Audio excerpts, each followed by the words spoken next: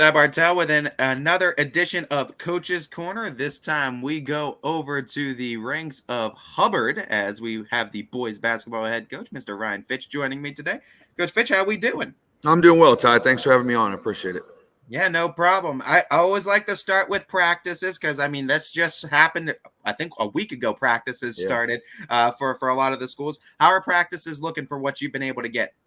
You know what? It's going well so far. We're putting in a whole new system. Obviously, a new offense. A lot of the vocabulary is different.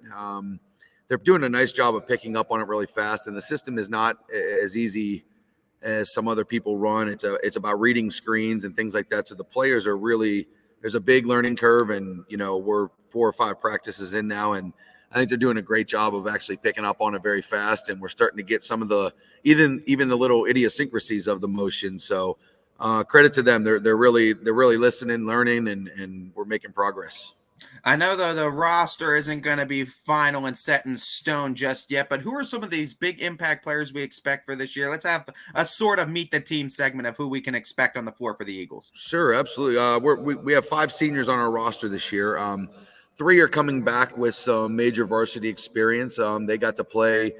Braden Songer got to play a lot as a freshman last year. He was in all 23 games. Kenyon Franklin was in 22 of the games, I believe. He'll be a sophomore for us. And then our 5 seniors overall, but 3 seniors got major minutes. Gavin Rabicki, Javon Green, Levante Daniels. So they're all back as seniors, got major minutes as juniors. And we added 2 new seniors this year that didn't play last year, Nunzio and Caden. And they've been picking up on things very well for not playing last year. I've been really happy and impressed with their performance so far. They bring things to the table that a lot of coaches can't teach, with some physicality, some athleticism. So we have 5 seniors that are going to lead our roster, followed by a couple of those sophomores. We have some people coming off the bench that I believe can help. Kyle Barr is a really good shooter. He's going to be a junior for us.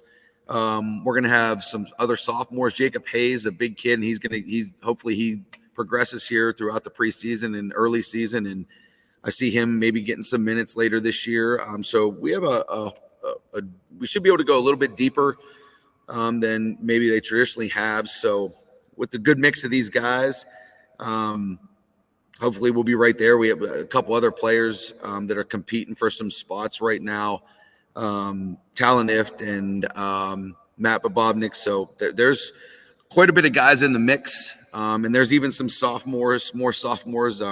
Brady Fabrizio.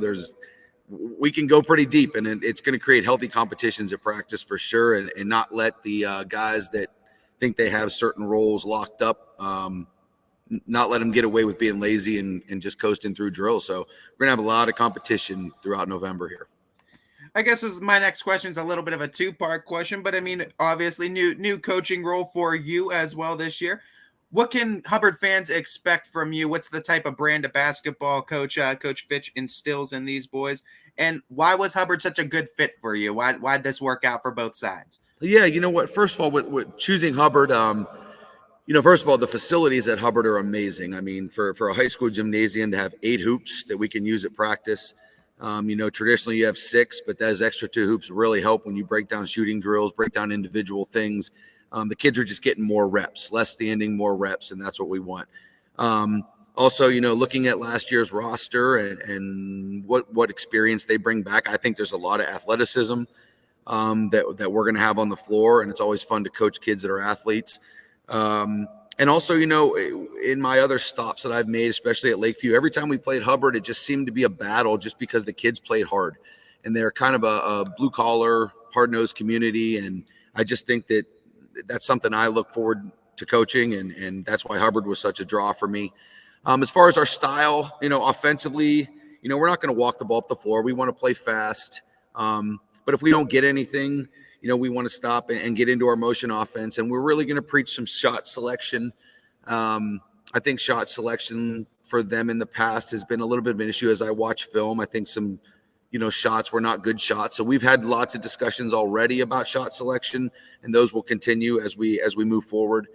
Defensively, you're going to see us play 95% man-to-man. I just feel like that's the best way to go. Obviously we, some zone here or there if we need to based on opponent, scouting reports, maybe situations, things like that. But for the most part, you're going to see us play man to man, be really fundamental in our concepts of closing out with high hands, making sure we're accounting for people on cuts, making sure we're getting through screens the proper way, make sure we're boxing out to finish that possession. So you're going to see just a traditional defense, man to man for the most part. And hopefully the kids are doing a good job of buying in so far. So hopefully that continues. You mentioned having experience with this tough conference prior to, so you know that the NE8, well, I guess NE7 now you could call it, brings some tough competition year in and year out. Coach, what do you expect from conference competition this year? Where do you feel the Hubbard Eagles are going to fit in conference competition? You know what? When you look at on paper, anyway, South Range returns a lot of good players, and I don't know. Selfishly, I hope their football team continues to win. That'll mean less basketball practice for the South Range Raiders. But, South Range is going to be good this year. Poland's always strong. And then as you go down the league, I mean, there's great parity. I think that we can compete with both South Range and Poland. I'm not chalking those up as losses. But the rest of the league, I mean, Gerard's hard-nosed kids. They play well. They're well coached. As you go down the league, Niles has a new coach this year. I mean, he's bringing some energy over there from what I gather. Everybody in the league just seems to Lakeview. I was there for 6 years. I know the type of kids that are there, so they're going to come out and compete every night.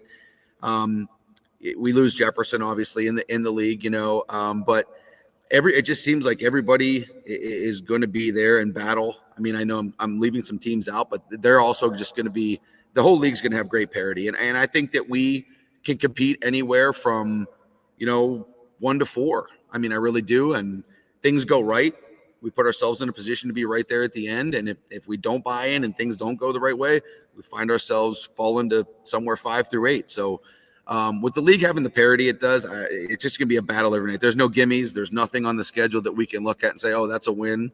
But also there's nothing that we can look at and say that's a definite loss. So I think with that parity, it's just going to be about competing every night and finding ways to win those close ones, or finding ways to win those ones that were going to be a loss, and you find a way in the last couple minutes to have some persistence and resilience and find a way to win.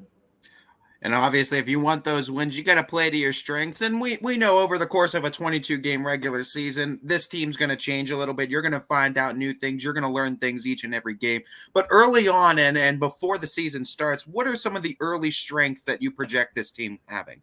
You know what? Like I said earlier, I think our athleticism really is going to be a strength. It's going to allow us to play fast. It's going to allow us to crash the offensive glass. It's going to create second shots for us. I think defensively, we'll be able to create some turnovers with that athleticism. Another strength, I think, honestly, we've been shooting the ball really well in the first week here. I know it's only a week, and I'm really hoping that continues, but we have about 4 or 5 guys right now that are consistently making threes in drills, making threes when we're going live. And a big part of our offense is going to be able to knock down threes to make sure that we create some open space in the paint to do some things there. So I think shooting is going to be a strength. Honestly, I believe defensively they're buying in really well to the principles and the strategy that we want to implement. So I really think our defense is going to be one of our strengths this year. I mean, we're long, we're athletic, and I think that as long as we buy in and put bodies on people to finish that possession, boxing out, I think defense is going to be a key, and I think teams may have some trouble scoring on us. Defense is the key to win a lot of things too, and hopefully some championships, conference, district, the works for the Hubbard Eagles, no doubt, Coach. I know for as good as the culture as you can instill, you can't do it on your own. You always need a good staff around you to help kind of manage that whole team. And the staff is as good as the coach. The coach is as good as the staff around them. Who's the staff you've brought on with you for this Hubbard Eagles? You know what? My varsity assistant is Rick Fox, and he was the head coach at Hubbard for, I believe, 10 years in the past. So he brings a lot of experience. He brings just another viewpoint of what's going on the floor. It brings another head coach to the bench. And anytime you can put another head coach on your bench, I think that's invaluable. The JV coach this year is going to be Nate Solak, who coached with me at McDonald when I was an assistant at McDonald last few years with Jimmy. He was with us over there, and he has a great passion for the game. He knows the game for being as young as he is. He knows the game really well. He believes in what we're doing. He likes the motion. Ever since we were at McDonald and I started putting a little bit of the motion in McDonald, he really likes that. He believes in it. Got great energy. And he's going to do a fantastic job preparing those younger kids, some freshmen, some sophomores, even some juniors on the JV team, and getting them ready for the varsity program. Coach, one of my final questions for you. It's kind of a theme I'm asking a lot of coaches this year. It's about the love of the game of basketball. It's that love that kind of unites us all, no matter our role in the game. It's what brings us back each and every season because we love the sport as a whole.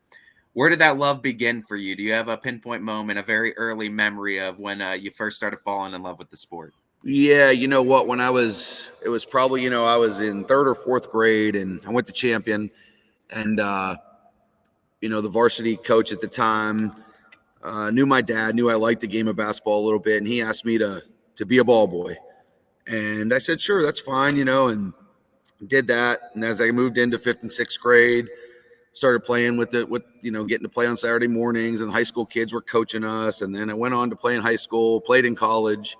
And so I think it's just a overall background from, when I was 5-6 years old that I started getting in the gym and handling the ball. And so I guess if you pinpoint a moment, it had to be when my first introduction from our head coach, Gary Rowland, the Champion, was able to get me in the gym and start working with me. And even when I was real little, he took some time to make me a part of it and make me feel valued there. And I think that just brought out the love of the game for me. And as I said, I continued the whole time. And, I have 2 kids now, and my 4-year-old, I'm already in the basement with him shooting hoops on the little hoop and having him dunk the ball and do things like that. So whether he goes with it or runs with it or not, it doesn't really matter to me. But when you're small like that, it's a great experience. It's starting to feel like it's coming full circle now for no, you. It is. I don't know. He's more of a digger in the dirt and